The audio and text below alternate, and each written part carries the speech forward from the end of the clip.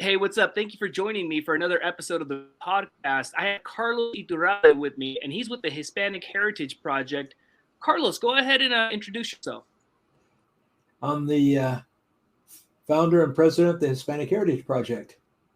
My family was from Chihuahua, Oh, okay. both my parents. And all my life, I had an interest in my cultural background and my history. And that's what drove me to genealogy. Wow. And I was a member of a club in Southern California called Somos Primos. And there was a group of us researching the Parral Archive because had been microfilm, and 336 reels of microfilm were at the University of Riverside. And we were there frequently looking at the images and doing our research. And these were images that were from the Parral Archive, and that's where your family's records are mostly found, correct? Right. It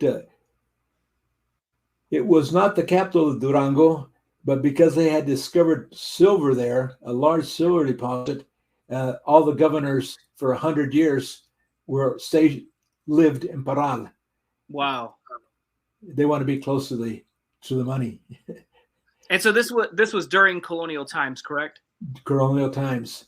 Wow. And as we got more and more involved in researching that, I made a trip down there and visited the archive, and I noticed that they had needed a lot of help. Mm. You know, those 366 reels of microfilm were in cardboard boxes on the floor. Wow. The microfilm reader wasn't working, and so we started helping them through the Utah Genealogy Society, which is now Family Search.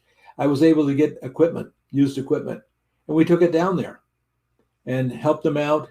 They were organizing their collection because they had a new director that wanted to organize it according to the UNESCO guidelines, which it was new. A lot of people talked about it, but nobody was actually doing it because it was a lot of work. You had to take your documents that were usually bound like books, and they had to separate them and put them in order by subject matter. Mm-hmm. Thematic archive catalog. So you started off consulting the resources you had at your local library in California, and you were doing what, like genealogical work? Right. Okay. And then so that's when you ended up getting in touch with the actual archive in Mexico. And then you found out how devastated the condition of the documents were in, or at least their management style of the archive. And so tell us about like, what did you do to help the Parral Archive? And was the Hispanic Heritage Project already formed at that time? We formed it about 3 or 4 years later when we started a project that needed money. And so we registered ourselves as a 501c3 and started raising money. But I see. So part of like formally organizing your organization was to be able to raise money and just function legally, correct? Right. Uh-huh. Yeah. We were all donating money, and it started getting it's a little hard to keep track of that stuff when people are donating money, right?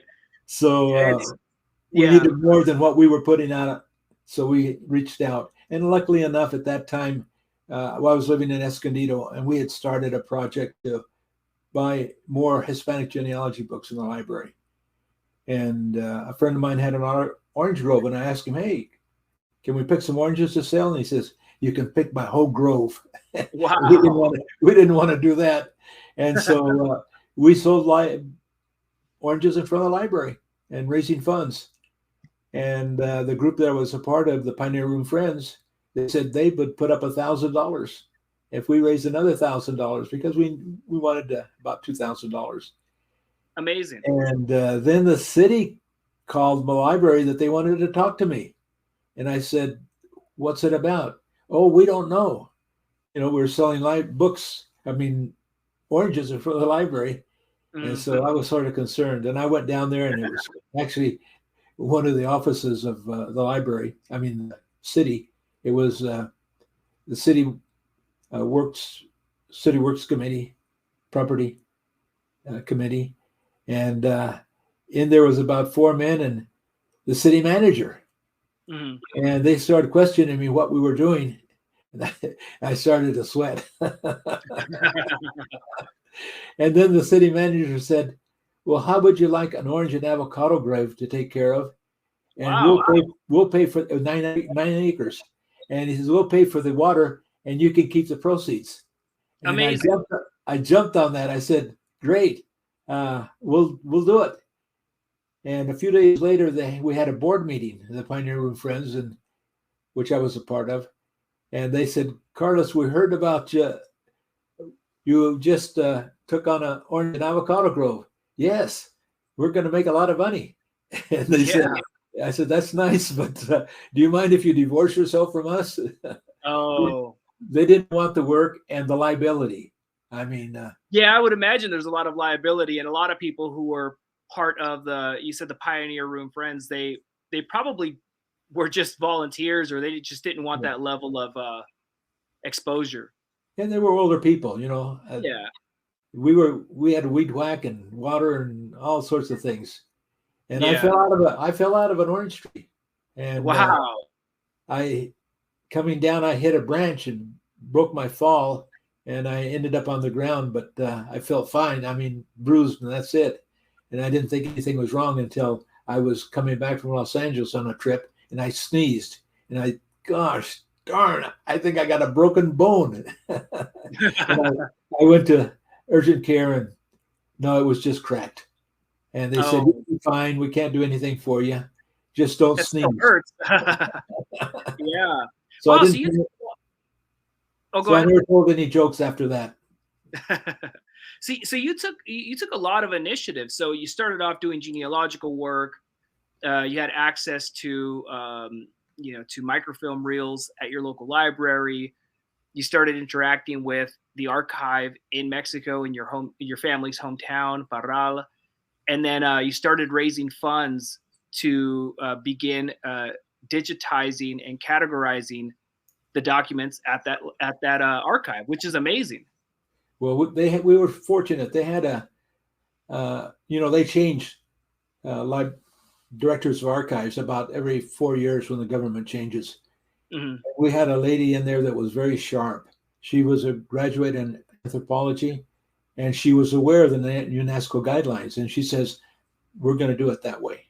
And And so so, UNESCO puts out standards for archives to follow if they don't have internal standards of their own. Correct? right. And Okay. she did it. And we helped her along the line. Uh, we She had some students that were doing community service, and we donated some money to them because it costs money to take a bus Yeah. in to the archive. And over time, that archive became a showcase because uh, the national government offered to build buildings for archives, Wow. and they had to put up a portion of it. And the city of Parral did that. They came up and put up a portion, and they built a nice building. And Wow. they had all their documents now in boxes and individual boxes and on shelves. Really, from dark to light, that archive. Wow. And it's a beautiful archive. And now they have probably the best collection in Mexico. And It's a this is large all archive. because you took the initiative to show that these archives are important. I mean, this is our history, right? And Correct. I think a lot of times, perhaps people in Mexico, because they're around these documents all the time, or they live in these towns that we no longer live in. Maybe sometimes people take this stuff for granted, but Mhm. sometimes it takes an outsider to come back in to spark a movement. And it's just amazing that you've been able uh, to spark so much interest in this topic, both here in the United States and in Mexico. And so now you are taking. Oh, let's finish up um, the stuff you did at Parral. So you ended up getting the documents digitized, categorized, and let's talk about Roots Point. First, let me say something. You say I. No, it was a lot of people. I was at the right place at the right time, and all the pieces came together. But it wasn't just me. Great. A lot of people. Yeah, absolutely, absolutely. When Roots Point offered to put our collection online, our images online, well, then all the world had access to that information. And it's the largest archive in northern Mexico, colonial archive.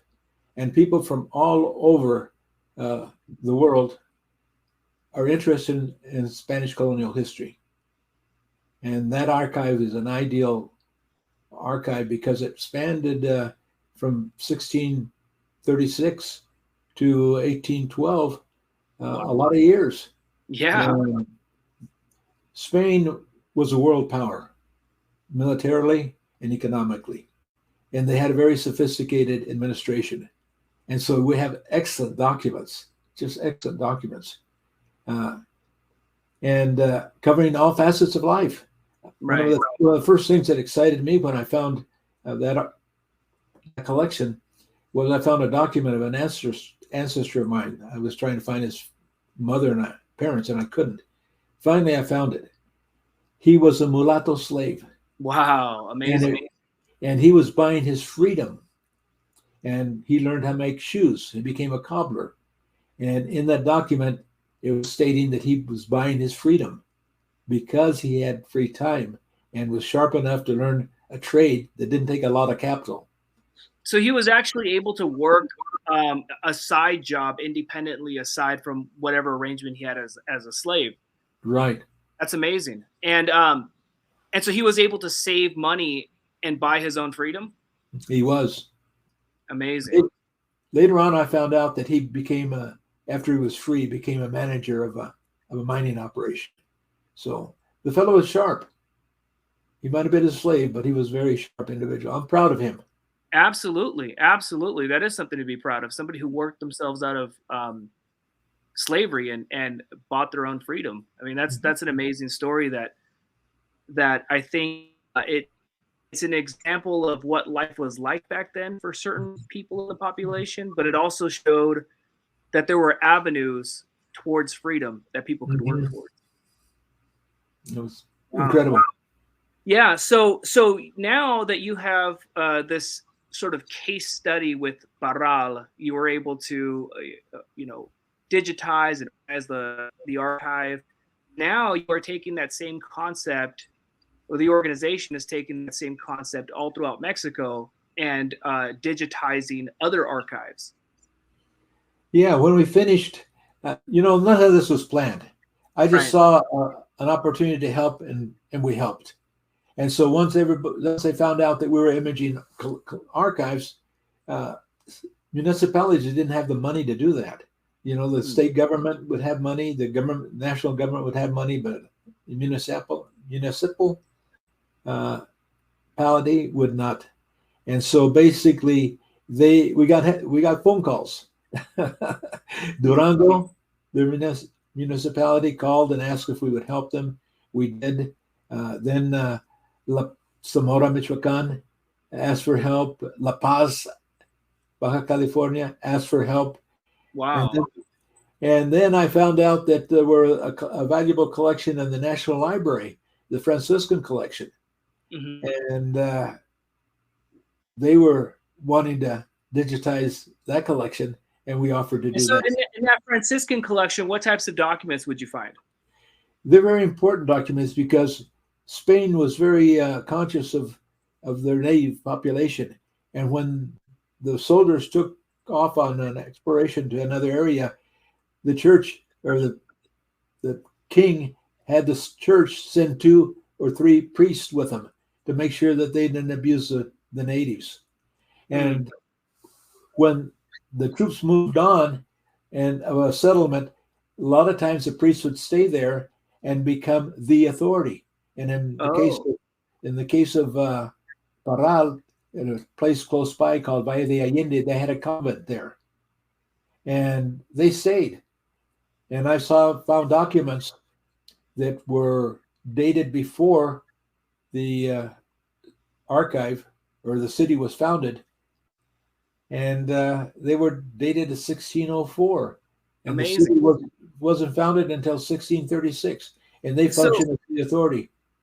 so the Franciscans and perhaps maybe the Dominicans, the other monks, when they arrived in a town, they were basically the first layer of government before an official town was founded. Right. They kept track of the people, so they did a lot of things. So all that information is available. The COVID came, and I never went back Oh, okay. to the National Library, but we've contacted them and over phone, and we have meetings with them, and hopefully we'll get in there to image those records. They want it done. It's just a lot of bureaucracy. And Right. Right. just like that. Right. And it takes a while to get those things approved.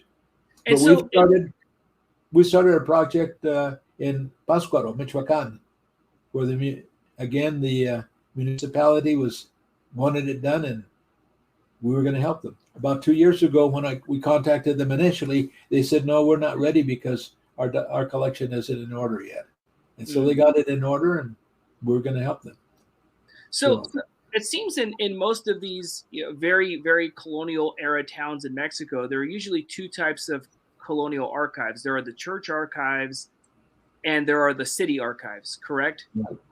And so in a place like Pátzcuaro, that archive that you're working on there, that would be the municipal archive, Historical. and not the church archive, right? So so essentially you're working in both types of archives wherever possible, correct?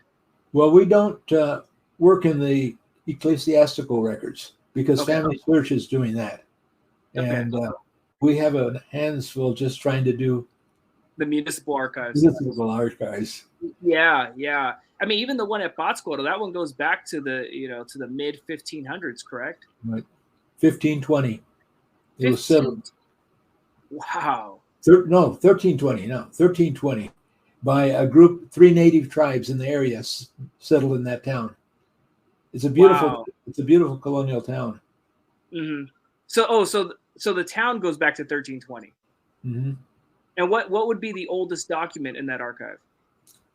I think it's 1553. Oh, okay, great. So that's like as soon as the Spanish administration started. Right. Wow.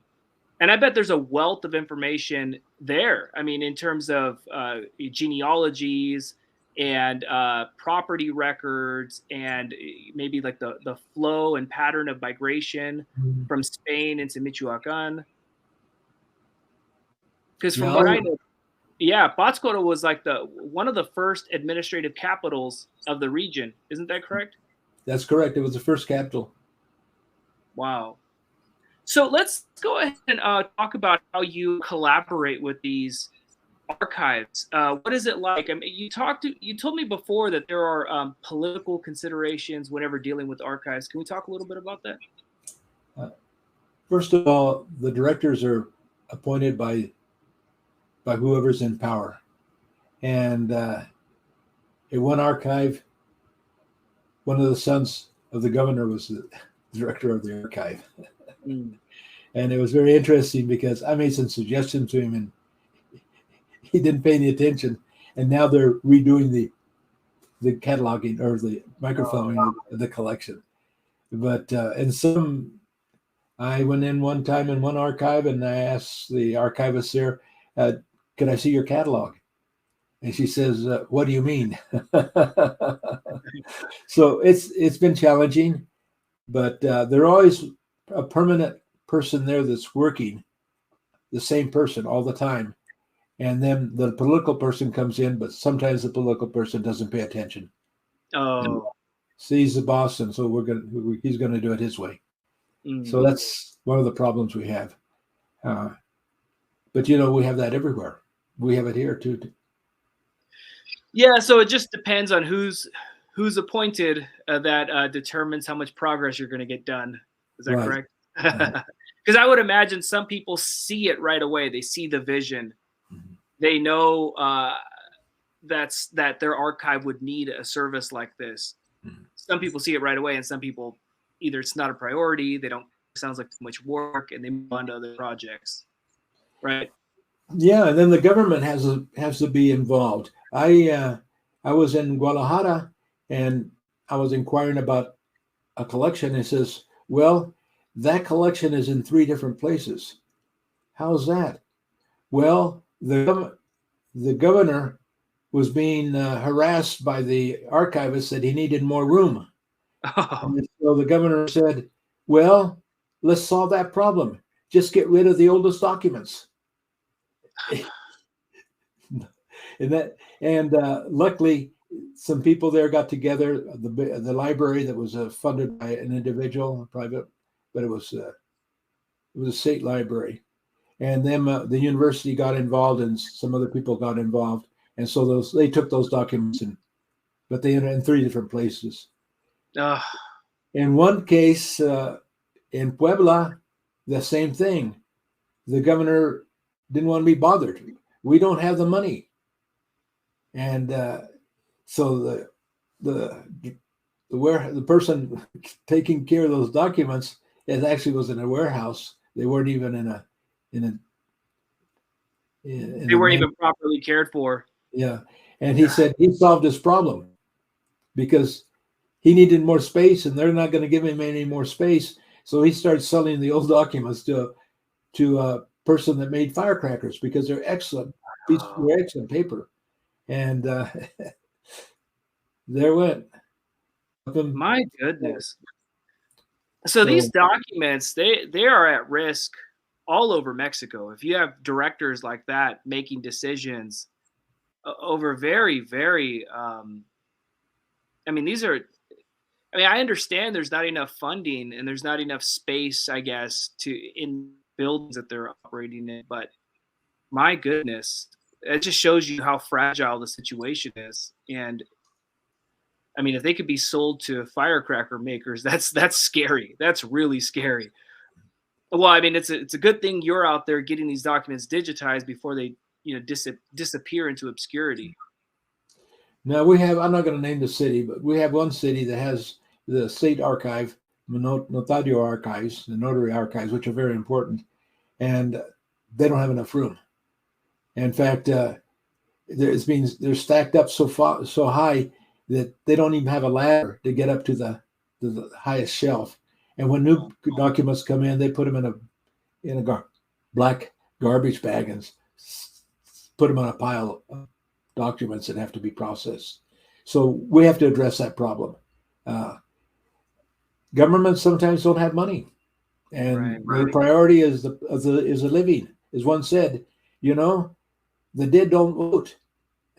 Yeah, the dead don't vote. and they don't need any help. Yeah, that's true. They're fine. So basically, we try to help, but that's going to take a lot of money. But we have to do it, and I'm sure we'll get the community involved too, because there's a lot of wealthy people in that community. So when the time is right, and we have a volunteer that was a retired contractor, and he said he'd help. So we know that if we spend the money, it'll be spent right. Yeah, and it actually doesn't cost as much money as people would think to go and digitize. It's a matter of buying the equipment and then also having good cooperation from the archive to actually take the images, right? Because I mean, it's not always you there taking the images. You have to have good volunteers, people who could be a part of this, people who are passionate about it, to want to put in the hours of volunteer time. It all takes money, but you got to realize that they're not a rich country. Right. I was in Guadalajara and I took a Lyft cab, and I was so surprised how inexpensive it was. And I was mentioning it to somebody there at the conference, and he looked at me and he says, "That's fine for you to say, but we still take buses." And yeah, it's there's a lot to be done. And yeah, well, I know that if more and more people want to collaborate, if we have people who want to volunteer, or maybe they want to adopt their own archive from their own family's hometown in Mexico, there are ways that we could look into exploring that to see if there are avenues. If somebody comes and says, hey, my family's from Aguascalientes and we want, I'd like to see if we can help that particular archive. Are there any ways people can inquire about that? Well, let's hope somebody's listening. Long before I got involved in digitizing that archive, I was at the Huntington Library, and we were looking at documents that were being scanned and sent through satellite to the Huntington Library. And it was amazing. I said, man, we need to do this. And I never thought about it until all of a sudden we were imaging a collection. But that we modeled our effort after what they had done at the Archivo General de las Indias. But the person that did that project was a billionaire. In 1950, he was a billionaire. Wow. He had department stores in the United States and over Europe, and he had other businesses, and he funded it. Wow. We're picking oranges to fund our project. And avocados. But, so let's talk about the type of, right. So let's talk about the type of, what's that? We'll find somebody good with right. what we're doing and help us out. So let's talk about the type of equipment that's required when starting a project like this. We needed, at that time, it's cheaper now, we needed a camera and camera equipment and the lens. The lens cost $1,000, almost $900. The camera cost another $400, and a lot of odds and ends. It took over $6,000 to just the equipment. But the biggest cost was somebody digitizing it. It took over a year. I think it took a year and a half and $10,000 in salaries to do that project. So that's the biggest cost, is imaging. So if we don't have volunteer participation and we have to pay salaries, that's where it's a bigger cost. Yeah. Well, what we're doing now is we're giving archives a scanner, and if they have a catalog, and then we post the catalog online. We're in the process of doing that now with Pascuaro. Post the catalog online, and then people can order the documents from the archive, and the archive can digitize it, scan it, and send it to the people and charge them a cost. If we go to the county recorder's office, we have to pay $25 to get a copy of a document for first page, I think. I don't know what it is after the first page. Yeah. That's good because they have an income coming in, and they can take pictures of the document that they need that's requested. So in the time they're not helping keep people, they can be digitizing their collection and putting them online. But then we have another problem. Somebody that's working with them in Parral says, Carlos, they're going to need something bigger than a hard drive, external hard drive. They got a lot of documents here. So basically, that's another problem. I see. Where are they going to store it? They can store it on a hard drive, but he doesn't think so there because the archive is much older than Parral archive. So they have a lot more documents. And so that means they have to buy an expensive hard drive, external hard drive. And that's like we say, well, we'll just buy it. Well, you just don't buy it. You have to pay for it. Right. With cash. So yeah. That's a challenge. But we'll address them. And we'll hopefully, it might take a little while to get all the money they need, but we'll get it there. And hopefully people that get wind of what we're doing, like this is going to be new to a lot of people. Maybe they can help. We have a website called PANES, PANES.info, and there we have a place where they can make a donation. And that's great. And if we work together, if we have 1,000 people and they put in $10 a month, that would help. That's all we need, 1,000 people, $10 a month. And how much is that? That's $10,000 a month? Yeah. So I could see how folks who are very committed to doing their own genealogical work would like to adopt an archive back in their hometown.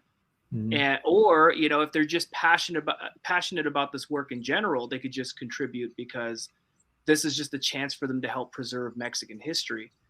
And then also too, you have done some recent fundraising work with those scanners you were talking about. Can you talk a little bit about those scanners? Yeah, we went on GoFundMe and told everybody what we were doing, and we raised $6,000 in a short period of time. And we have people now that make monthly donations that help. And it will happen as soon as people get wind of what we're doing.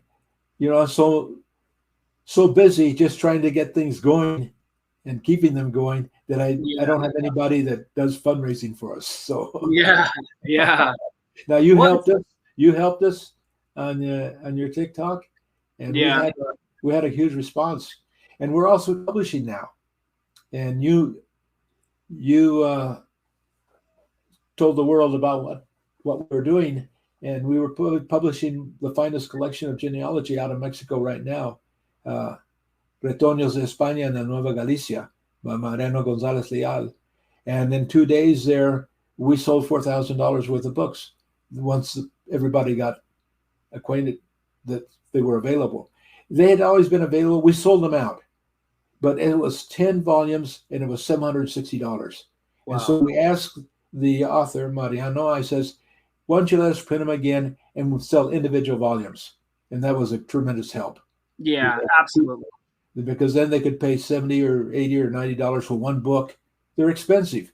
By the way, when I told him, I says, he wanted to sell them for $1,000. And I said, a volume, the 10 volumes. And he said, I told him that was too much. He got upset. He said, what do you mean that's too much? That's 40 years of my work. Yeah. We also have to make this accessible for people. Yeah. I bought a book that was cost me $180. But you know what? That was nothing compared to the cost I would have spent to gather that information. Just to go to Mexico would have cost me $1,000. And here's this book. And I took my genealogy back many, many generations. Wow. And that's why we're busy trying to find books, good genealogy books to sell, because it might be expensive for a book, but it saves you a lot of time and a lot of money. Right. So how many scanners were you able to purchase through that fundraising effort recently? We bought 10 scanners. And these scanners will be distributed out to different archives across Mexico, correct? Not only archives, but also dioceses.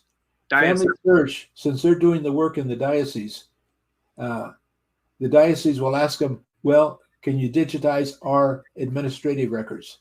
And Family Search says no, because it's bigger than the ecclesiastical records. And that's where we come in. We come in and say, look, we'll help you since you're helping Family Search. And we donate, in this case, we donate a scanner to them. And then they have it there to scan documents. Gotcha. Because their administrative documents have a lot of personal and private information. And we don't want that to get out. Right.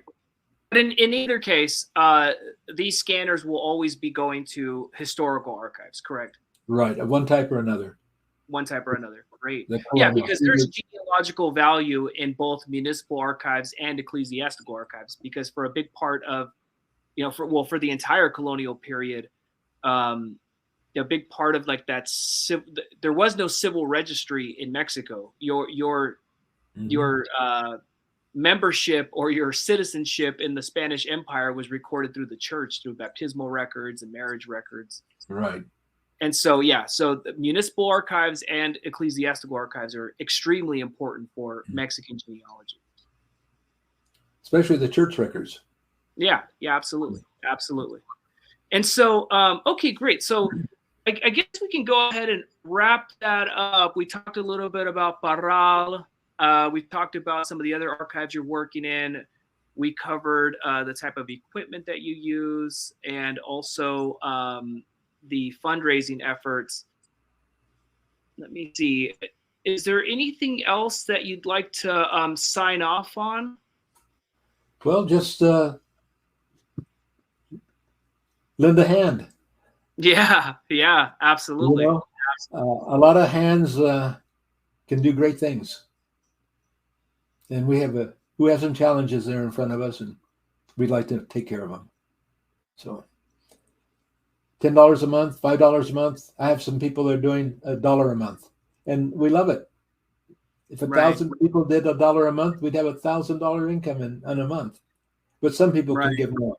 I gave a presentation, and afterwards, a lady came up because I mentioned that they could donate, and a lady came up to me and says, I can only afford $1 right now, but would you take it? And I says, of course. The widow's mite. Yeah, absolutely. So a dollar is worth a lot, depending on who it's coming from. Right, and I'm sure a lot of people are going to have questions. So can they reach out to you through the website, banes.info? Yes, there's a number there, a contact email. Okay, great. Carlos, so I think we're out of time now, but I want to have you on again in the near future, and you can give us an update on all of these exciting projects that you're working on. So thank you so much for joining us, and I hope to hear from you again soon. I hope to be able to see you again, and thank you for all you've done and do for us. Thank you. Excellent. Thank you so much, Carlos. I'll talk to you later. Hasta luego.